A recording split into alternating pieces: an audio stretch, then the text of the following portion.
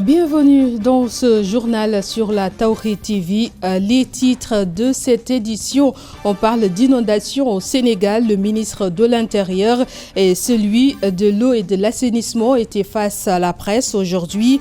C'est dans le cadre de la mise en œuvre du plan Orsec. Parmi les 194 sites inondés, 73 sont libérés des eaux.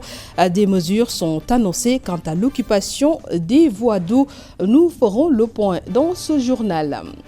Également pour parler d'Horizon 18 Safar, Cheikh Ahmadou Bamba, Khadim Rassoul, un humanitaire et diplomate malgré les conditions de vie imposées par les Français. Le professeur Abou Sambou revient sur la question plus largement dans ce journal également.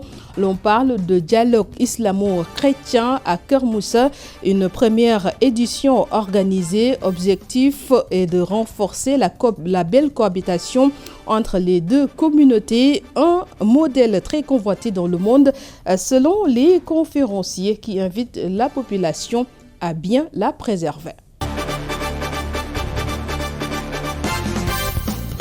Bienvenue dans ce journal. Je vous le disais tout à l'heure dans les titres, mise en œuvre du plan Orsec. Tous les services de l'État concernés sont impliqués pour faire face aux inondations. Face à la presse, le ministre de l'eau et de l'assainissement annonce que les travaux d'urgence sont toujours en exécution et des mesures ont été prises par rapport aux occupations des voies d'eau. Serigne Baïtiam a fait savoir également que le fleuve Gambie et Sénégal sont surveillés pour paraître à tout risque de débordement. Je vous propose de l'écouter. Le travail, ce sera pas de dire on démolit un quartier, mais dans ce quartier-là, on essaie de voir quelles sont les voies d'eau et s'il y a des baux qui ont été attribués sur cette voie d'eau, de pouvoir annuler ces baux pour permettre l'écoulement des eaux. Et le travail va concerner dans une grande partie la zone périurbaine de Dakar, qui est une zone qui risque d'être la zone critique des inondations dans les années à venir. Si on ne prend pas ces mesures de sauvegarde, le point critique risque de se déplacer de Kermassar vers la zone périurbaine de Rufisque.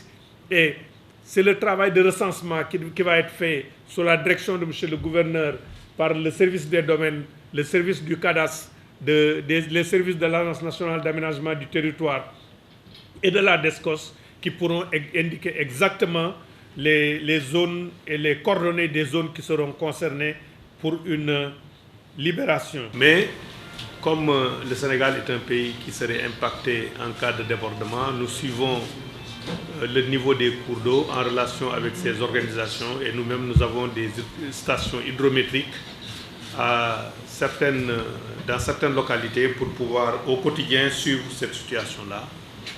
On sait que le niveau du plan d'eau sur le fleuve Gambie est stable et les cotes d'alerte ne sont pas atteintes au niveau des stations hydrométriques.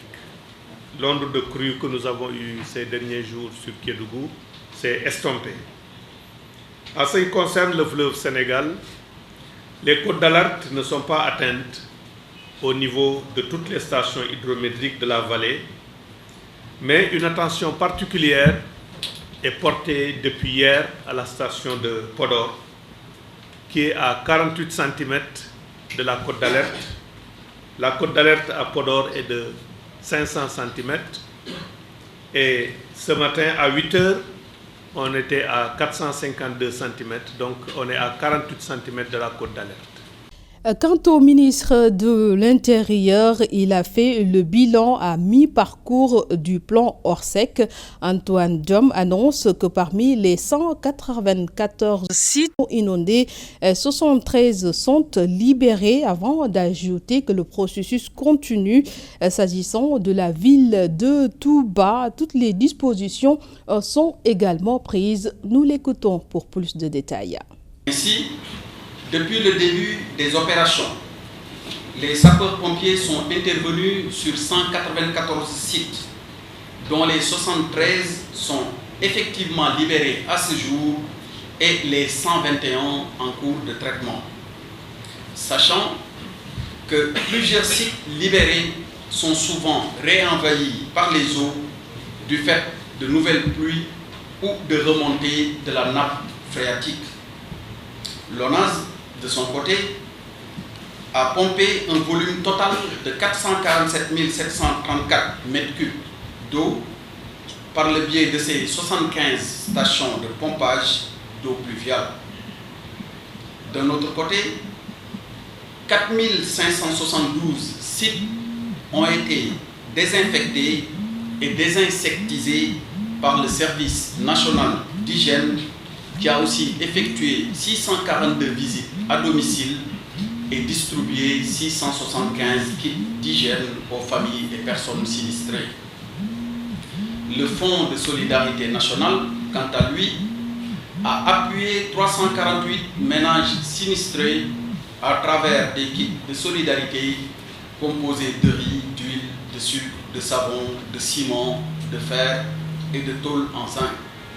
Enfin, beaucoup d'hydrocureurs et de motopompes sont mis à la disposition des autorités territoriales, je veux parler des maires principalement, et même souvent directement à la disposition des populations sinistrées pour une évacuation rapide des eaux. Avec le Magal, il y aura un renforcement d'environ 120 personnes.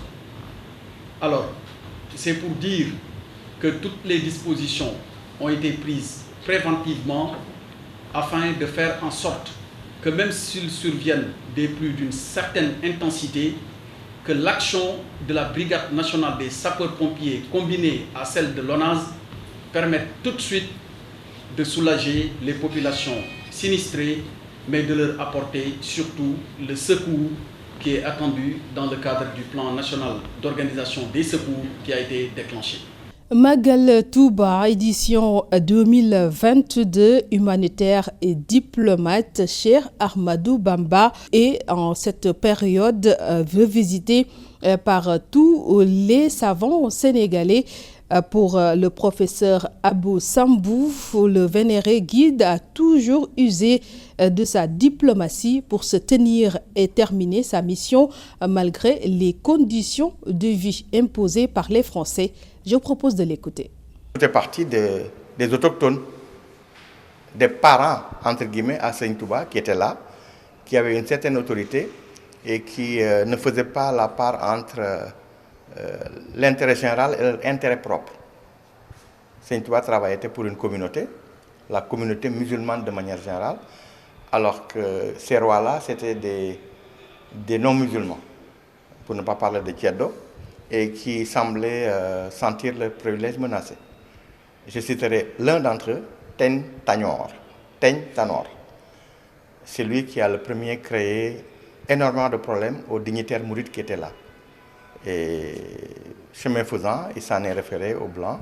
Ils ont fait équipe et ce que vous appelez les Blancs, les Français sont venus s'attaquer à Seigne Touba. La preuve, quand il est allé à Saint-Louis, le projet était déjà ficelé. Et le projet était ficelé de le sortir du pays. Donc voilà un peu la réalité des faits. Hein. Maintenant, diplomatiquement, et Seigne Bamba a été toujours un homme de paix, parce qu'au bas de chaque page, il paraphait la paix est avec celui qui suit le droit chemin. Donc, il ne parlait que de paix. Donc, la preuve, il s'habillait toujours en blanc, il n'avait pas d'armes. Là où il a été déporté au Gabon pendant quelques 7 ans, la question à se poser, c'est de savoir qui lui donnait de l'encre pour écrire, parce que ça, c'était sa mission de tous les instants. Chanter la gloire du prophète Mohammed. Qui lui donnait de l'encre, qui lui donnait du papier. C'est vrai, après on a parlé de Blaise Diagne, qui est passé là-bas au Gabon, qui a apporté à Seigne Touba du papier. En fait de diplomatie, Seigne Touba était le grand diplomate. Les autres cherchaient à l'éliminer, lui cherchait à les sauver, parce qu'il savait qu'il allait revenir dans son pays pour pardonner à tout le monde. C'est un homme de paix, un homme de pardon. Donc, Seigne Touba est un humaniste. Il était chante de la non-violence, chante de la négritude. Donc, dans un de ses poèmes, on a retenu Ilham Jami al-Wara. Donc, il était pour toutes les créatures. Il ne parlait même pas des humains, parce que c'est les humains, la faune et la flore. Il était pour tout le monde. Il a dit quelque part aussi, Zanaf in bila daradin. Hein? Je suis un honneur sans préjudice. Njëriñ la lu amul lor. Horizon Magal, toujours pour 18 Safar, la rédaction de Tawhid TV a choisi aujourd'hui de vous faire le portrait du 4e khalife de Touba. Il s'agit bien sûr de la vie et de l'œuvre de Serigne Cheikh Abdou Khadre Mbacké. Son portrait est présenté par Papa Amadou Diawa.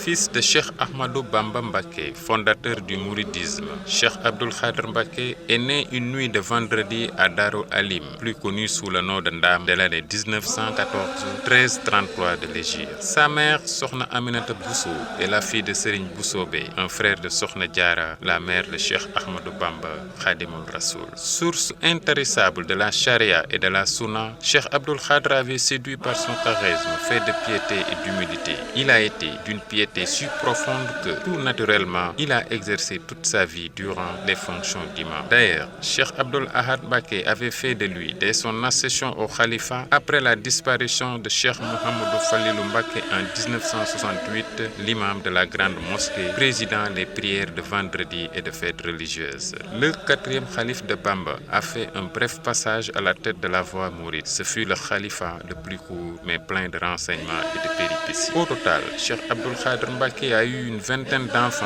dont 12 filles. Aujourd'hui, ces derniers perpétuent son œuvre derrière Serigne Cheikh Mbacké, son khalife, Serigne Moustapha Mbacké, imam de la mosquée de Massalikul Djinan de Dakar, Serigne Fallou Mbacké, imam à l'occasion des Aïds à Touba, et Serigne Bassirou Mbacké, porte-parole du khalife général des Mourides, par ailleurs président du comité d'organisation du Magal de Touba. Cheikh Abdou Khadre Mbacké s'est éteint à Touba après 11 mois de magistère le vendredi 18 mai 1990 à l'âge de 75 ans, exactement comme son père, laissant derrière lui un sentiment d'inachevé. Il repose à l'est de la grande mosquée de Touba, le chemin qu'il empruntait pour venir officier dans ce haut lieu de dévotion où retentissait sa fameuse voix divulguant les sourates du livre saint.